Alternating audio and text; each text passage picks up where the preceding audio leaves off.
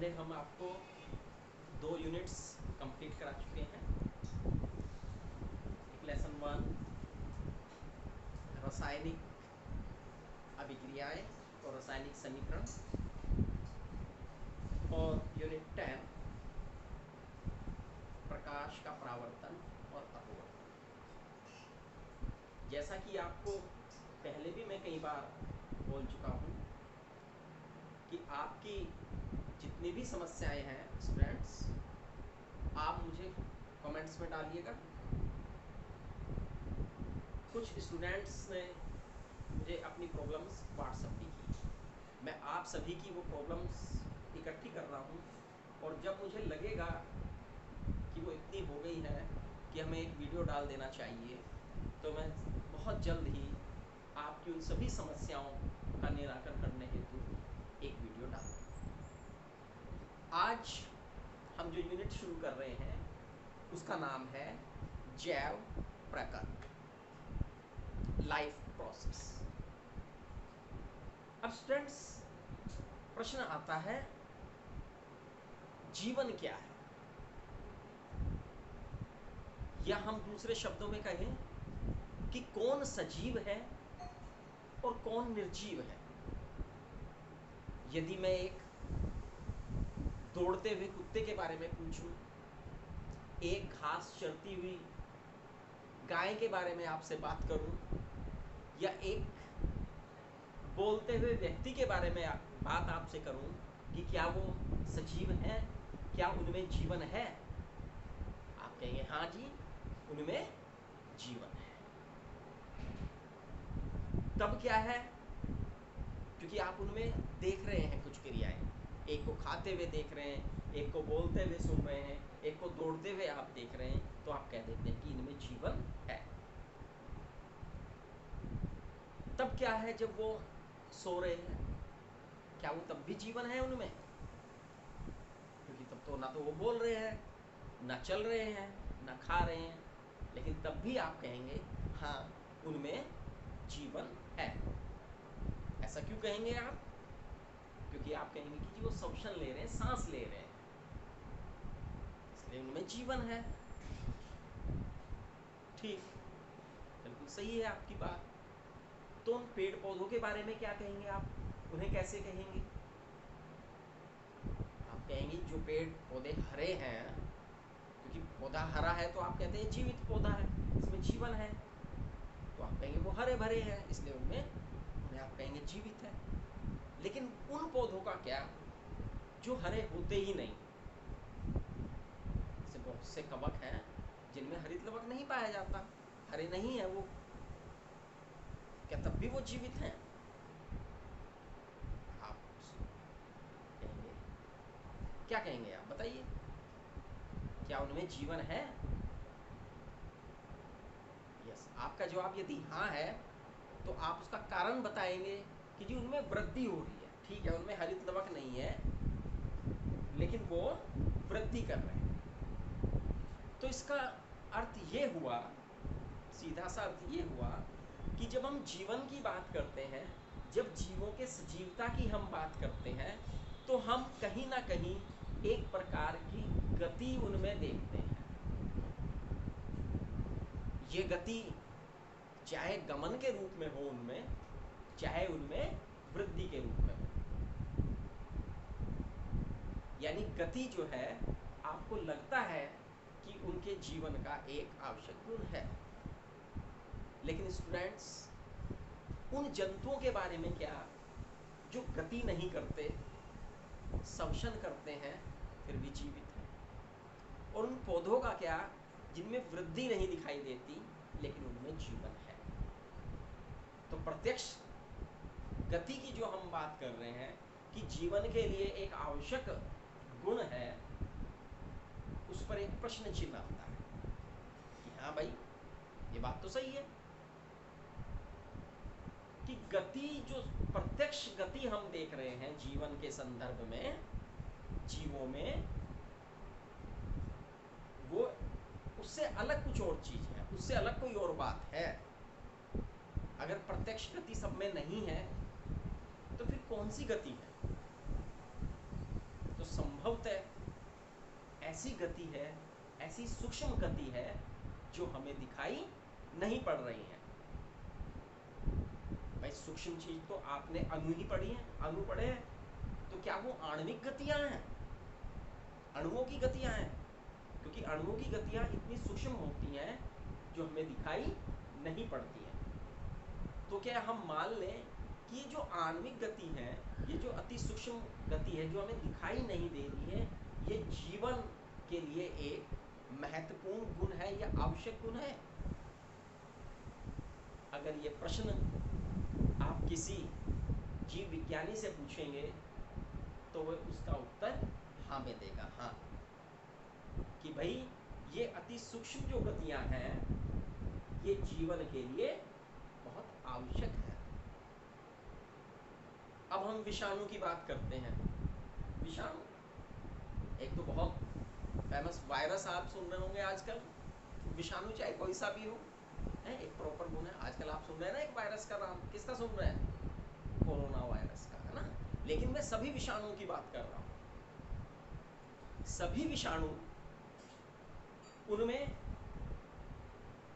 जब तक कोई आणविक गति नहीं होती, जब तक वो किसी जीवित कोशिका को संक्रमित ना कर दें, जैसे ही वो जीवित कोशिका के भीतर प्रवेश करते हैं उनमें आणविक गति प्रारंभ हो जाती है, जीवन के गुण प्रारंभ हो जाते हैं। और जब वो जीवित कोशिका से बाहर होते हैं तो उनमें आणविक गतियां नहीं होती।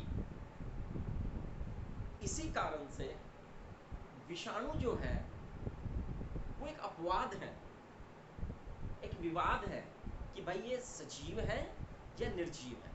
ना तो हम इसे पूरा रूप से सजीव कह सकते हैं और ना पूरी तरह से निर्जीव कह सकते हैं। तो इसलिए विषाणुओं को सजीव और निर्जीव के बीच की एक कड़ी मान लिया गया है। चलिए इस बात को तो यहीं पर रखते हैं, लेकिन बात वही पकड़ते हैं जो हमारे पास आई थी आणविक गति के। अब प्रश्न आता है, भाई ठीक है हमने मान लिया कि ये आणविक गतियां हैं, पर प्रश्न ये है कि इन आणविक गतियों की आवश्यकता क्या है? क्यों है ये जरूरी आणविक गतियां जीवन के लिए? तो आइए इस प्रश्न का जवाब हम ढूंढते हैं। कक्षा 9th में आपने पढ़ा होगा जो सजीवों की गतियां हैं, आपने पढ़ा था कक्षा 9th में कि जो जीवन शरीर है हमारा, शरीर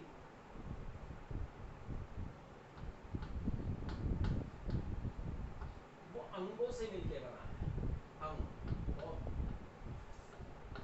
और ये अंग ऊतक से मिलकर बने हैं,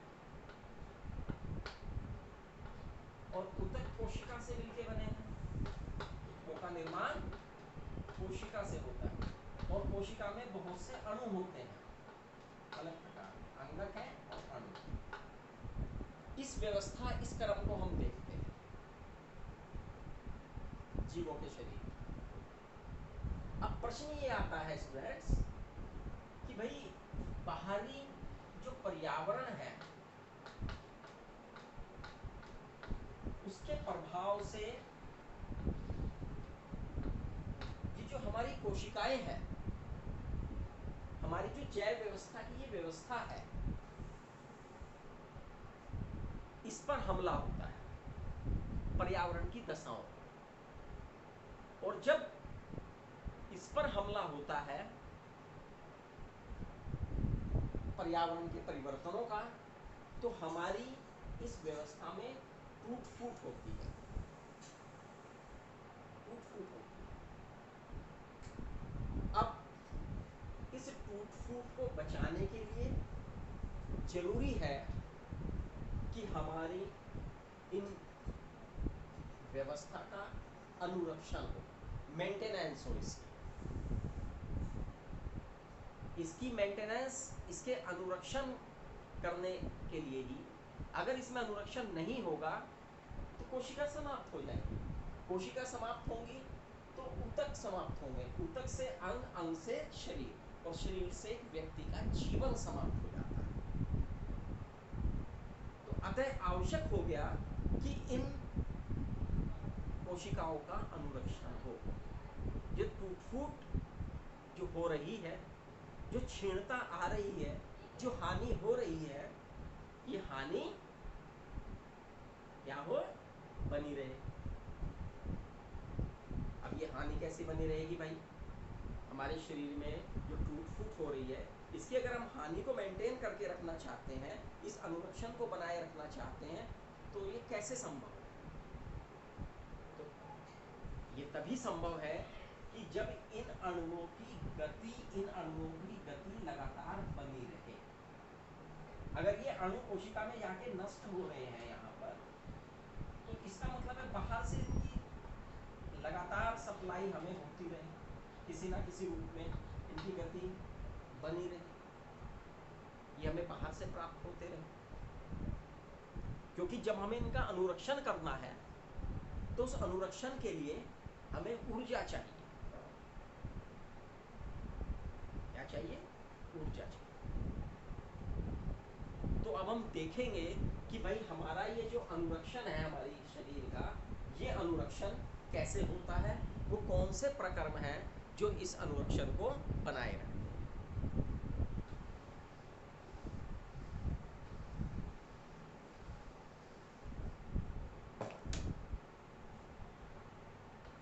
जैसा कि लेसन का नाम है जैव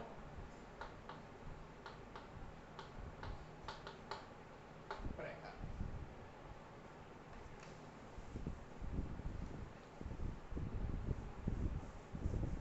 तो क्या है वास्तव में इस अनुरक्षण को लगातार चलाने के लिए, इस अनुरक्षण क्रिया को लगातार बनाए रखने के लिए हमारे शरीर में जो भी प्रकर्म होते हैं, उन्हें हम सम्मिलित रूप से जैव प्रकर्म के नाम से जानते हैं। जितनी भी क्रियाएं हमारे शरीर के भीतर इस अनुरक्षण को, इस मेंटेनेंस को बनाए, अणुओं के मेंटेनेंस को, कोशिका इस व्यवस्था को बनाए रखने के लिए चलती हैं, उन सबको सामूहिक रूप से हम क्या कह रहे हैं?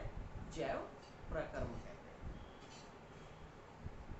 अब अभी जैसा मैंने पहले जिक्र किया था कि भाई हमें अपनी बॉडी में, अपने शरीर में इस अनुरक्षण को बनाए रखना है, तो ऊर्जा चाहिए।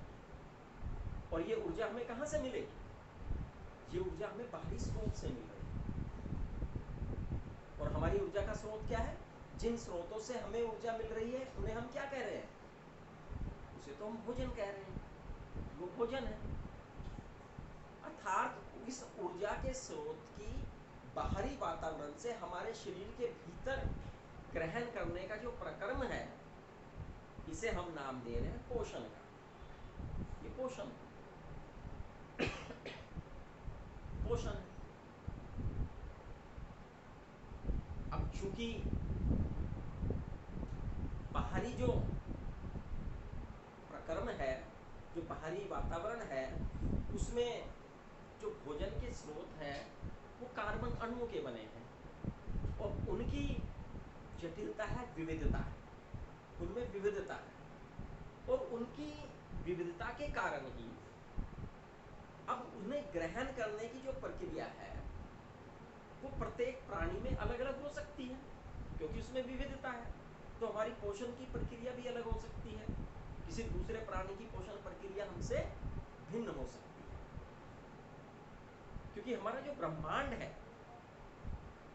उसमें ऊर्जा जो है, ऊर्जा का मूल अणु कौन है? कार्बन है। अब हम उस अणु को जिस रूप में भी, चाहे सरल अणु के रूप में, चाहे जटिल अणु के रूप में ग्रहण कर रहे हैं सजीव लोग, सजीव जब ग्रहण करते हैं, तो एक जरूरत पड़ती है कि भाई उन्हें एक ऐसी इकाई में बदला जाए जो ऊर्जा की एक समान इकाई, समान इकाई की ऊर्जा में बदलना जरूरी है।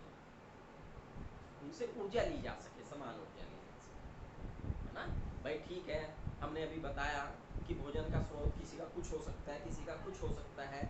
किसी भी तरह से पोषण का स्रोत हम ले रहे हैं, कार्बन अणु को ले रहे हैं, पहले तो वहीं पे भिन्नता है।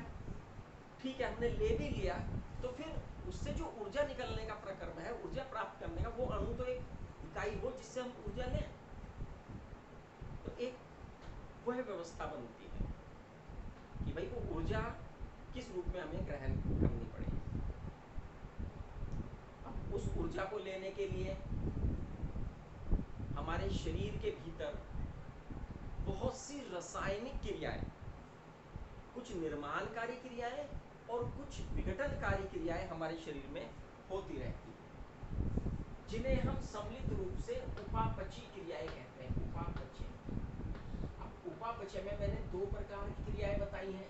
कुछ निर्माणकारी क्रियाएं हैं जिनमें हमारे शरीर में कुछ पदार्थ का निर्माण होता है, उन्हें हम उपचय अभिक्रियाएं कहते हैं। जैसे अभी मैंने बताया पोषण की अभिक्रिया है, ये एक उपचय अभिक्रिया है, क्योंकि इसके फलस्वरूप जो कोशिका है उसके भीतर एक पदार्थ जीव द्रव्य बन रहा है ना, एक निर्माणकारी क्रिया है। और दूसरी प्रकार की क्रियाएं मैंने बताई हैं जो विघटनकारी क्रियाएं हैं, जिनमें कुछ अणु विघटित होते हैं, एक रूप से दूसरे रूप में टूटते हैं, उन्हें हम अपचय अभिक्रियाएं कहते हैं। ये उपचय और अपचय अभिक्रियाएं ही सम्मिलित रूप से उपापचय क्रियाएं कहलाती हैं।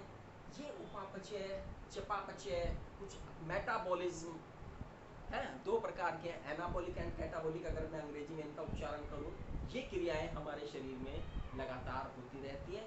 जब तक हमारे शरीर में उपचय और अपचय जैसी अभिक्रियाएं होती रहती हैं, अणुओं की गति बनी रहती है, अणुओं की गति बनी रहने से हमारे शरीर में जीवन रहता है। अभी मैंने बताया कि जो हमने पोषण लिया, पोषण को हमने एक ऐसे पोषण की क्रिया में हमने जो भोजन लिया उसे एक ऐसे सार्वभौमिक अणु में बदल देते हैं जिससे हम ऊर्जा प्राप्त कर सकें। फिर ये ऊर्जा, इस पोषण से ऊर्जा निकालने की जो प्रक्रिया है उसके लिए हमें इसका ऑक्सीडेशन करना पड़ता है, इसे जलाना पड़ता है, इसका जागरण करना पड़ता है, जिस क्रिया को हम श्वसन क्रिया कहते हैं।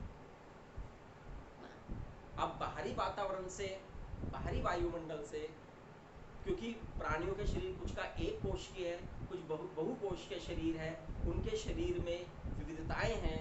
इन विविधताओं के कारण ही इन पोषण क्रियाओं को करने के लिए कुछ का शरीर तो डायरेक्ट इन्हें ग्रहण कर लेता है, कुछ का कुछ विशेष विधियों के द्वारा इन्हें ग्रहण कर लेता है। लेकिन जो बहुकोशिकीय जीव हैं, ठीक है, उनमें कुछ अंग हो जाते हैं, लेकिन इस ऊर्जा को वितरण करने के लिए एक अनेक व्यवस्था चाहिए, एक परिसंचरण व्यवस्था चाहिए। और इस परिसंचरण व्यवस्था के पश्चात जब वो उस ऊर्जा का, उन पदार्थों का उपयोग कर लेते हैं तो उनमें कुछ वज्र पदार्थ बनते हैं, कुछ एक्सक्रीटरी पदार्थ उत्पन्न हो जाते हैं, और इन एक्सक्रीटरी पदार्थों का शरीर से बाहर निकलना जरूरी होता है, जिसे हम उत्सर्जन कहते हैं। तो ये पोषण है, श्वसन है, उत्सर्जन है, ये सारे की परिसंचरण है, ये सारे के सारे प्रक्रम जैव प्रक्रम है। ठीक, आज इसका इंट्रोडक्शन था। कल हम इन सब प्रक्रम के बारे में एक एक करके डिटेल में आपसे बात करेंगे। धन्यवाद। आप सभी काम को अपनी कॉपी में उतारते रहिए, और समय समय पर मैं आपसे मिलता रहूँगा, आपके पेरेंट्स से मीटिंग करता रहूँगा। 10th A और 10th C के काफ़ी अभिभावकों से मेरी बात हो चुकी है, और कल संडे में मैं फिर बाकी जो सेक्शन बचते हैं उनके पेरेंट्स से मुलाकात करूँगा और आपकी प्रोग्रेस जांचता रहूँगा। धन्यवाद।